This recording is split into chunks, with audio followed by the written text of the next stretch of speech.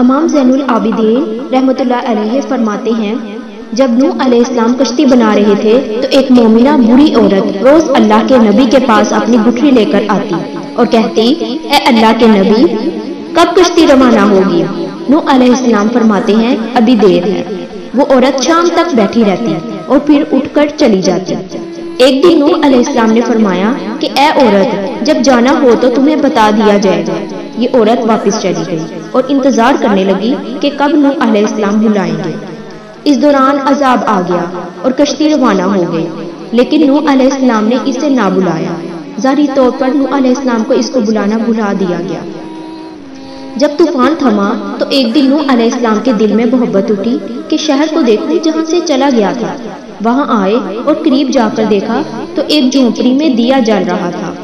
نوح علیہ السلام چونک گئے کہ روئے زمین پر کوئی ایسا گھر بھی ہے کہ اتنے عظیم طوفان کے بعد بھی جس میں چراغ جل رہا ہے۔ انہوں نے وہاں تکبیر بلند کی تو وہ عورت سامان لے کے آ گئی اور کہنے لگی، یا نبی اللہ، کشتی تیار ہے، چلیں۔ نوح علیہ السلام نے اسے حیرت سے دیکھا اور کہا، رکو بڑھیا، کیا تمہیں کچھ بھی پتہ نہیں چلا؟ وہ کہنے لگی، یا نبی، کیا نہیں پتہ چلا؟ کہا، اتنا بڑا سیلاب آیا، بارش آئی، تمہیں کچھ بھی پتہ نہیں چلا؟